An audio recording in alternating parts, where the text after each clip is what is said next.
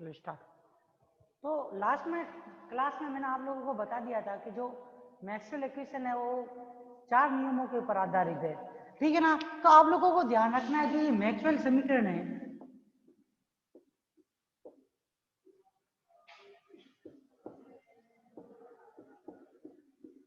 वो विद्युत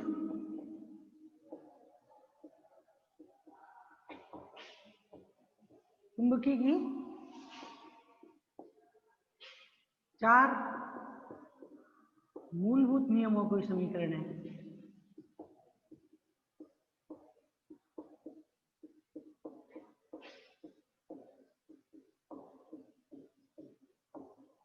पहली स्थिर चुंबकीय विद्युत की में किसकी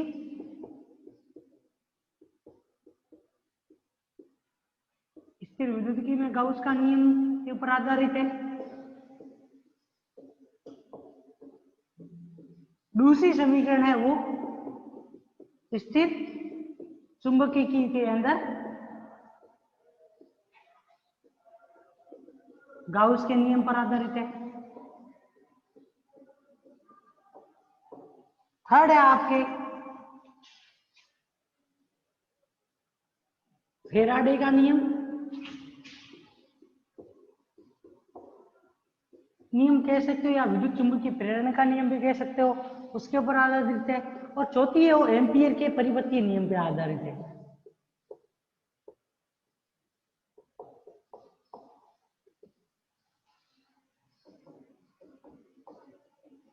ठीक है ना।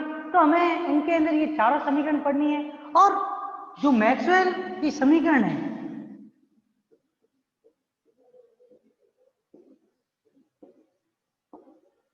मैक्सवेल की समीकरण इन चारों नियमों का क्या है, चारों नियमों के अवकलन रूप को प्रदर्शित करती है।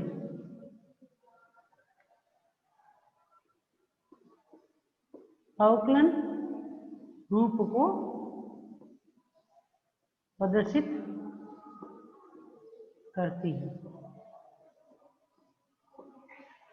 और इनका जो प्रैक्टिकली ये जो चारों समीकरण है या ये चारों नियम है इनका प्रैक्टिकली भी प्रूफ है ना, वो भी किसके द्वारा किया जाता है, मैक्सवेल के नियम या मैक्सवेल के समीकरण के द्वारा किया जाता है। और ये चारों समीकरणों का एक तो अवकलन रूप प्रदर्शित करती है और दूसरी चीज ये ध्यान रखनी है आप लोगों को कि हम इलेक्ट्रोडायनेमिक्स पूरी पढ़ेंगे तो पूरी की पूरी इलेक्ट्रोडायनेमिक्स के अंदर इन चारों समीकरणों का बहुत ही ज्यादा यूज होगा। तो आप लोगों को ये चारों समीकरण बहुत ज्यादा ज्यादा ध्यान रहना बहुत ज्यादा जरूरी है। यहाँ पर इसको याद रखना बहुत ज्यादा जरूरी है क्योंकि जहां तक ये इलेक्ट्रोडायनेमिक्स आपके चलेगी बीएससी के अंदर उसमें कहीं ना कहीं पर इन चारों समीकरण या इन चारों नियमों से संबंधित जो अवकलन समीकरण आएंगे उनका बहुत ही ज्यादा यूज होता है। ये आप लोगों को इसके अंदर ध्यान रखना है। तो आज अब इसकी पहली समीकरण जो है मैक्सवेल के प्रथम समीकरण स्थिर विद्युतिकी में गाउस के नियम पर आधारित है, उसको करते हैं अभी।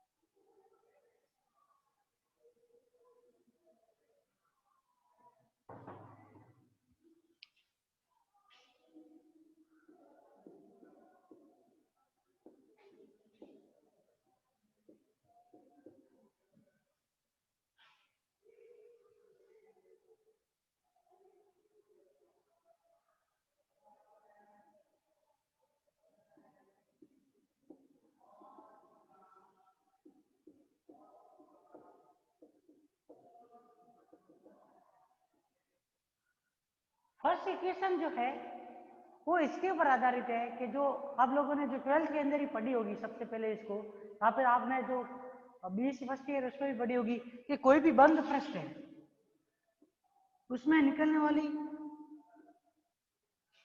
जो भी रेखाएं होती है उनको क्या बोलते हैं, विद्युत फ्लक्स बोलते हैं। तो बंद पृष्ठ से निकलने वाले जो भी रेखाएं होगी या फिर उसमें उपस्थित जो भी आवेश होगा उसका तथा उस पृष्ठ की जो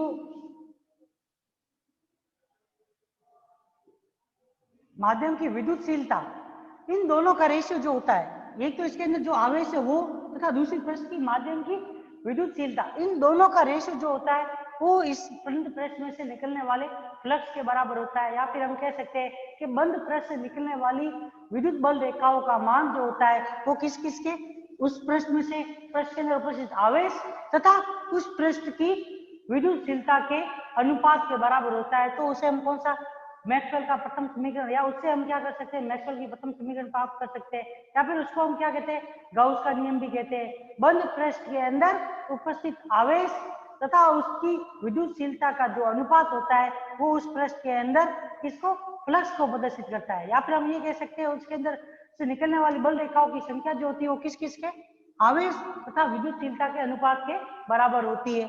तो यहाँ पे जो इसके अंदर हम ये कह सकते हैं, स्थिर वैद्युतिकी में गाउस के नियम से, स्थिर वैद्युतिकी में गाउस के नियम से इसी बंद पृष्ठ, इसी बंद पृष्ठ में कुल विद्युत फ्लक्स फाई का मान, फाई का मान उस पृष्ठ में उपस्थित, उस पृष्ठ में उपस्थित कुल आवेश तथा माध्यम की विद्युतशीलता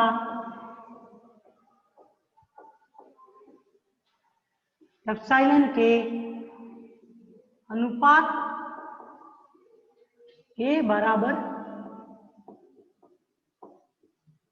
होता है। ये है तो क्या है, फर्स्ट नियम है। या फिर आप कह सकते हो जो प्रथम समीकरण निकलेगी वो इस नियम के आधार के ऊपर निकलेगी, जिसके अंदर यह कहा जाता है कि किसी भी बंद पृष्ठ के अंदर उपस्थित कुल विद्युत फ्लक्स का मान जो होता है वो उस पृष्ठ में उपस्थित कुल आवेश तथा उस माध्यम की विद्युतशीलता एप्सिलॉन के अनुपात के बराबर होती है। जहां पर हम इक्वेशन लिख सकते हैं, फाई बराबर क्या आ जाएगी, क्यू अपॉन एप्सिलॉन, ये विद्युतिकी के अंदर।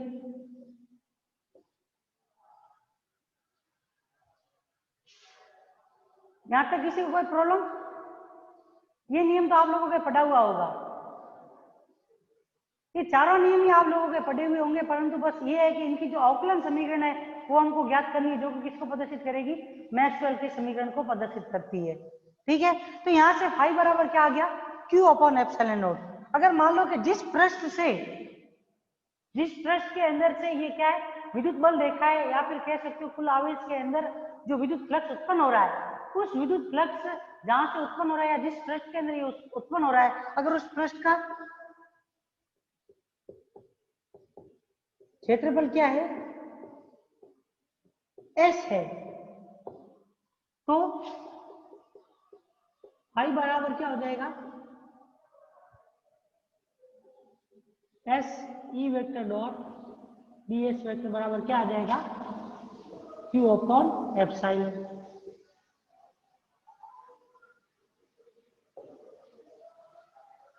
जिस पृष्ठ के अंदर क्या है, जिस पृष्ठ के अंदर हम विद्युत फ्लक्स का मान ज्ञात कर रहे हैं, या फिर जिस पृष्ठ के अंदर से विद्युत बल दिखाई जा रही है, अगर उस पृष्ठ का क्षेत्रफल एस हो तो उस कंडीशन के अंदर हम फ्लक्स का मान क्या ले सकते हैं, फाई बराबर S E vector dot ds एस वेक्टर बराबर क्यू अपॉन एप्सिलॉन लिख सकते हैं। अब यहाँ पे अगर मान लो कि ये जो पृष्ठ है, इस पृष्ठ का आवेश घनत्व का मान क्या है, या फिर इसके अंदर जो आवेश है उस आवेश का घनत्व क्या है, पृष्ठ का आवेश घनत्व अगर क्या हो जाए, रो हो, तो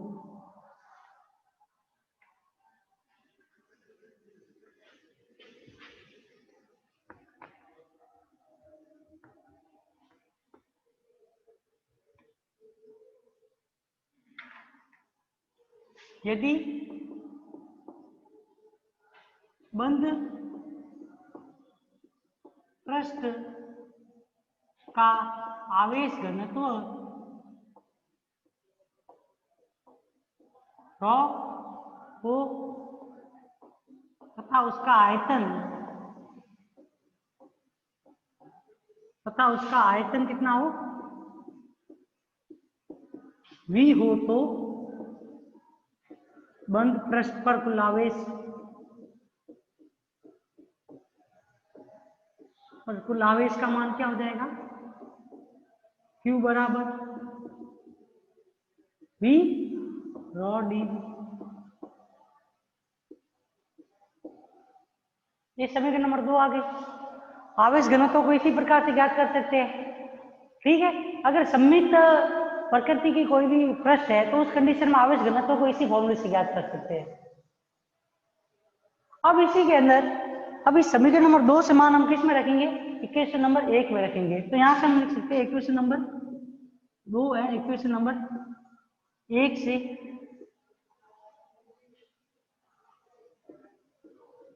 S E vector dot ds एस वेक्टर किसके बराबर आ जाएगा, 1/ε V raw dV।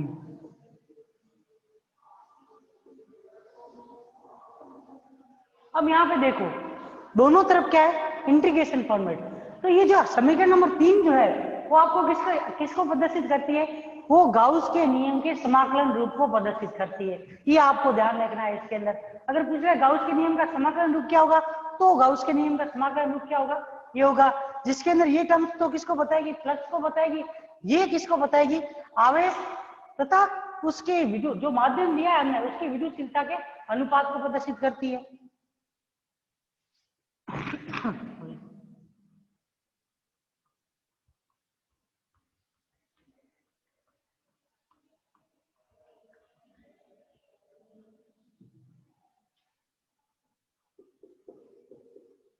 Cos divergence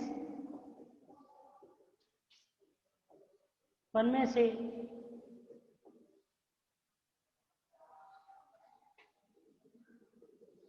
पृष्ठ समाकलन जो है वो किस में परिवर्तित हो जाता है, पृष्ठ समाकलन आयतन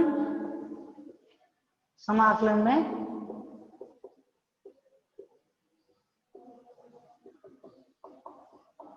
परिवर्तित हो जाता है। ये आपने पढ़ा होगा उसके अंदर फर्स्ट ईयर के अंदर गॉस डाइवर्जेंस के नियम से जो पृष्ठ समाकलन होता है वो किस में परिवर्तित हो जाता है, पृष्ठ समाकलन जो है वो आप लोगों के आयतन समाकलन में परिवर्तित हो जाता है।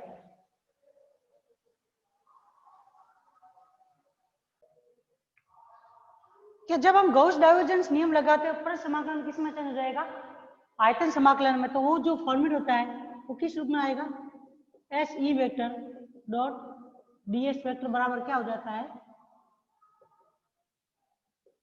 Del vector dot E vector into DV.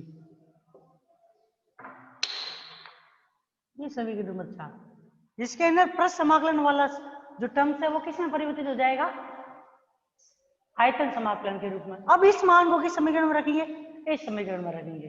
तब हमें जो इक्वेशन मिलेगी वो किसके रूप में, एक अवकलन फॉर्मेट में के अंदर मैक्सवेल की प्रथम समीकरण की प्राप्ति हो जाएगी, जो कि गाउस के नियम जो स्थिर विद्युतिकी में गाउस का नियम है उसको उसके अवकलन रूप को प्रदर्शित करेगी।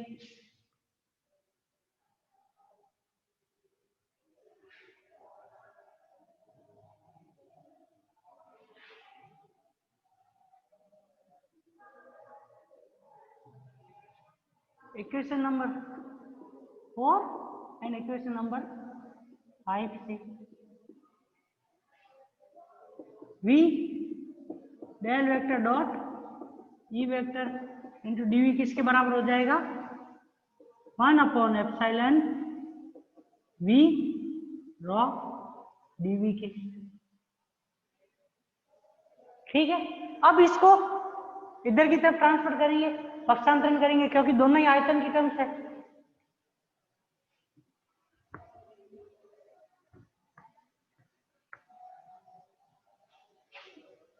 V del vector dot E vector into dv minus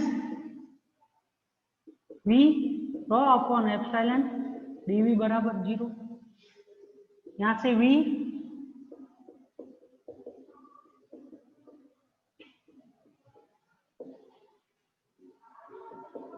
तो 0।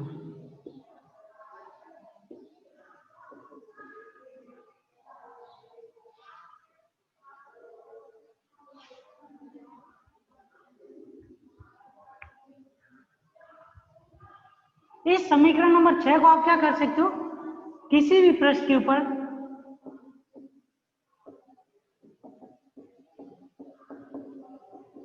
लगा सकते हैं। अगर उसमें क्या ज्ञात करना हो, इलेक्ट्रिक फील्ड या फिर गाउस का नियम अप्लाई करना हो, और अगर मान लो कि वॉल्यूम में कैसा वॉल्यूम हो, आर्बिट्रेरी बोलो या स्वैच्छिक बोलो,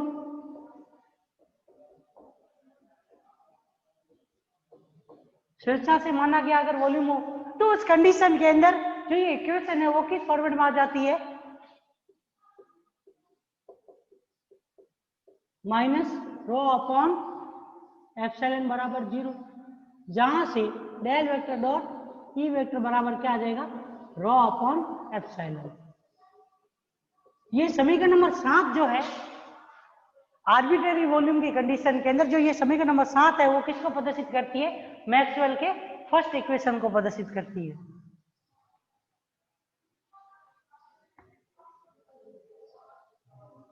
इक्वेशन नंबर 7 मैक्सवेल के प्रथम समीकरण को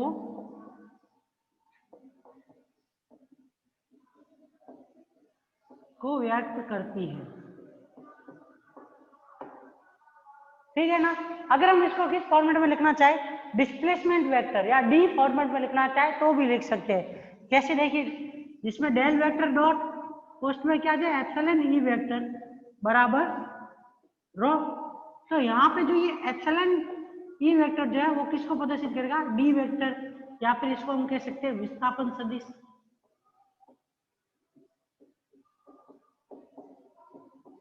तो इस कंडीशन में जो इक्वेशन आएगी वो क्या होगी,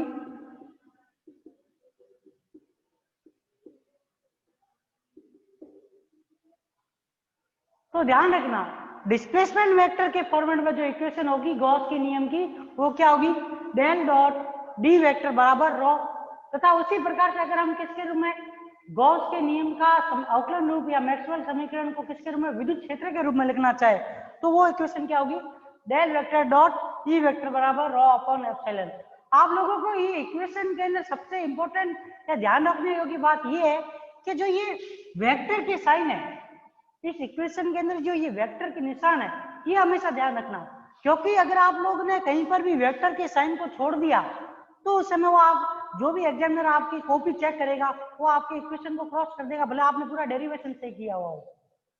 जो सबसे इंपॉर्टेंट चीज है इक्वेशन के अंदर, ये डेल डी रो सब याद रह जाता है, परंतु जो याद नहीं रहता वो क्या रहता है, वेक्टर याद नहीं रहता है। ये वेक्टर याद रहना बहुत ज्यादा जरूरी है। वेक्टर नहीं याद रहेगा तो आप लोगों की इक्वेशन रॉन्ग हो जाएगी। आपको वेक्टर याद रखना बहुत ज्यादा जरूरी है, किस जगह पे वेक्टर लगा हुआ है। अब आप यहाँ पे देखो, दो सदिश राशियों का कैसा मल्टीप्लिकेशन है, अदिश गुणनफल या डॉट प्रोडक्ट है, और डॉट प्रोडक्ट के अंदर हमेशा वैल्यू कैसी आती है, अदिश राशि आती है, और यहाँ पे ये वैल्यू कैसी है, अदिश राशि ही है, आवेश घनत्व। तो ये ध्यान रखना, डॉट प्रोडक्ट है तो हमेशा इसके ऊपर ये साइन कैसा है, ये वेक्टर वाले, और हमेशा वेक्टर का ध्यान रखना है, वेक्टर नहीं भूलना है। अगर वेक्टर भूले तो सारा कुछ गलत हो जाएगा, ठीक है ना। तो ये जो थी ये थी मैक्सवेल की फर्स्ट इक्वेशन थी। अब जो मैक्सवेल की है वो सेकंड इक्वेशन पढ़ते हैं, जो कि इसके ऊपर स्थिर चुंबकीय के ऊपर आधारित है। यहां तक किसी कोई प्रॉब्लम क्लियर दिख रहा है अभी तक? ठीक।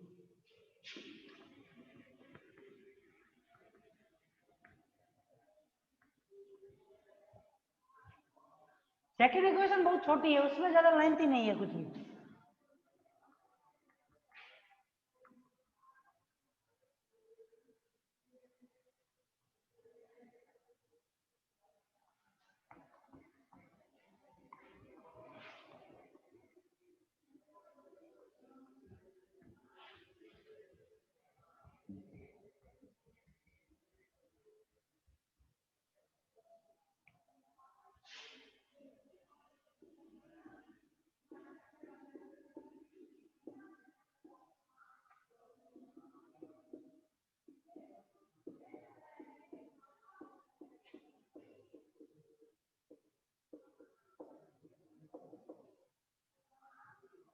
मैक्सवेल का द्वितीय समीकरण जो है वो किसके ऊपर आधारित है? मैक्सवेल का द्वितीय समीकरण स्थिर चुंबकीय के अंदर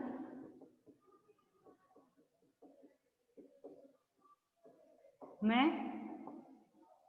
गाउस नियम पर आधारित है।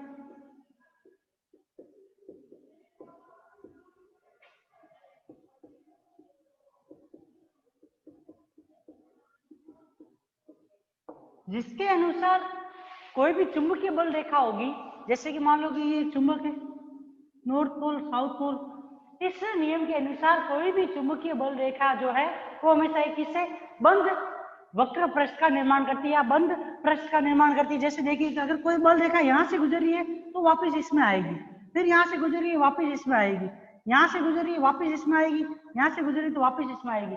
मतलब हमेशा चुंबकीय बल रेखाएं जो है वो कैसे एक बंद पृष्ठ का वक्र पृष्ठ का निर्माण करती है। वो कभी भी एक रेखा के रूप में नहीं होगी, वो हमेशा कैसे एक बंद वक्र पृष्ठ के रूप में होती है।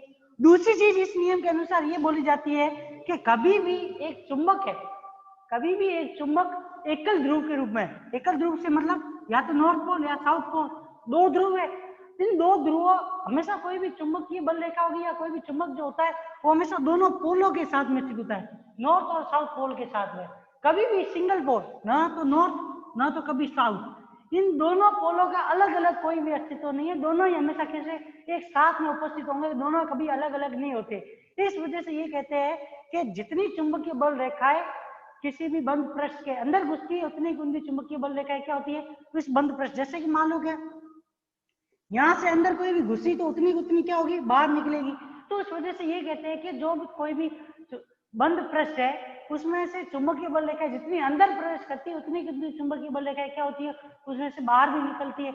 इस वजह से ये कहा जाता है कि जो मैक्सवेल का द्वितीय समीकरण है जो स्थिर चुंबकीय के ऊपर आधारित है उसके अनुसार कुल चुंबकीय फ्लक्स का मान हमेशा शून्य होता है या निर्गत चुंबकीय फ्लक्स का मान हमेशा शून्य होता है, जिसका कारण है कि एकल ध्रुव का एक तो अस्तित्व नहीं होता, दूसरा ये कि जितनी चुंबकीय बल रेखाएं अंदर घुसती है उतनी जो चुंबकीय बल रेखाएं क्या होती है बाहर निकलती है। उस वजह से भी इसका मान क्या होता है गाउस के अनुसार चुंबकीय फ्लक्स का मान शून्य के बराबर होता है। तो इसके अंदर लिख लेते हैं इस नियम के अनुसार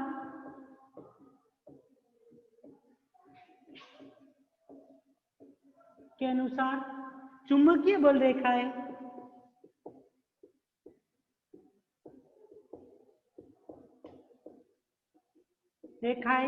सदैव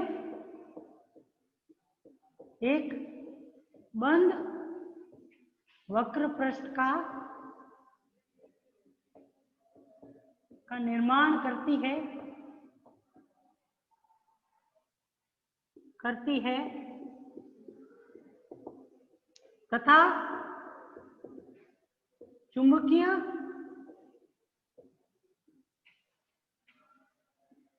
एकल ध्रुव का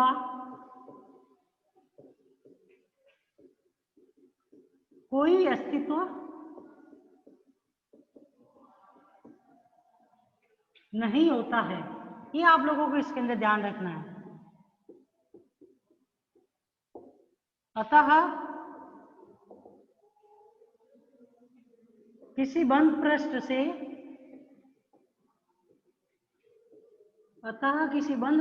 से बाहर जाने वाली चुंबकीय बल रेखाओं की संख्या उस पृष्ठ के अंदर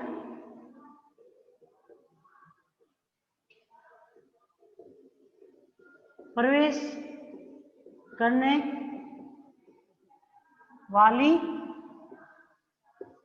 बल रेखाओं की संख्या के बराबर होती है।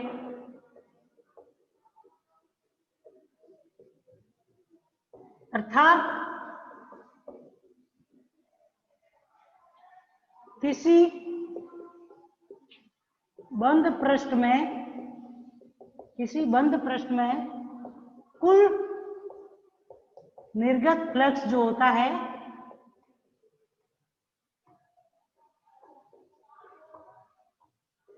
शून्य होता है। ये इस नियम के अंदर आप लोगों को ध्यान रखना है। जितना भी फ्लक्स अंदर है, जितनी बल रेखा है अंदर घुसेगी, उतनी बल रेखा है क्या होती है, बाहर भी निकलती है। उस वजह से इसके अंदर कुल निर्गत फ्लक्स का मान क्या होता है, शून्य के बराबर होता है।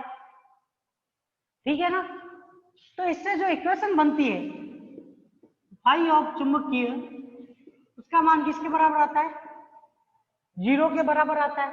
मान लो कि जिस पृष्ठ से अंदर घुस रही है और जिस पृष्ठ से बाहर निकल रही है उसका क्षेत्रफल, पृष्ठ क्षेत्रफल अगर s हो तो उस फॉर्मेट में हम यहां से क्या लिख सकते हैं, h of b vector dot ds vector बराबर 0।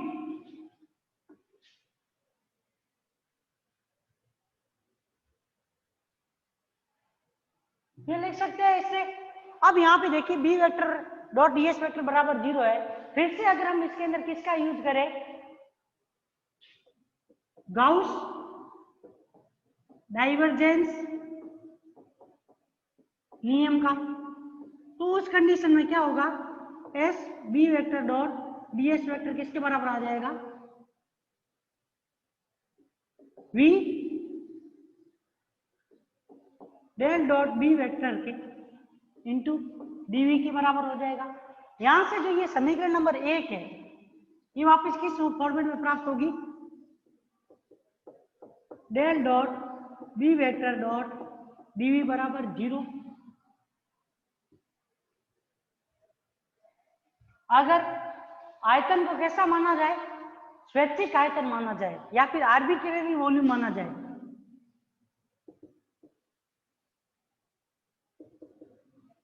वॉल्यूम, तो उस कंडीशन में जो ये इक्वेशन है वो क्या आएगी, डेल डॉट बी वेक्टर बराबर 0। यह समीकरण नंबर 2 जो है वो किसको प्रदर्शित करती है, मैक्सवेल के द्वितीय समीकरण।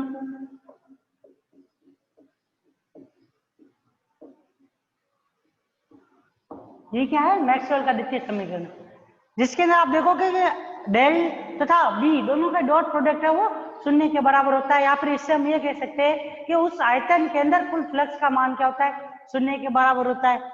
दूसरी चीज, अगर हम इसको एच फॉर्मेट में लिखना चाहे इसी इक्वेशन को,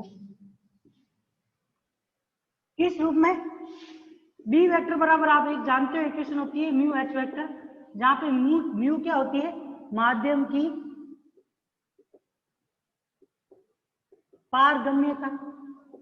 इस फॉर्मेट में इस इक्वेशन को लिखना चाहो तो वो इक्वेशन किस फॉर्मेट में प्राप्त होगी, del vector dot H vector बराबर 0। ठीक है ना। तो ये दोनों इक्वेशन जो है वो किसको प्रदर्शित करती है, मैक्सवेल के द्वितीय समीकरण को प्रदर्शित करती है, जिसके अनुसार कुल चुंबकीय फ्लक्स का मान क्या होता है, शून्य होता है। ये आप लोगों को इसके अंदर ध्यान रखना है। तो आज है ये जो दो इक्वेशन हो गई है, कल की क्लास में हम दो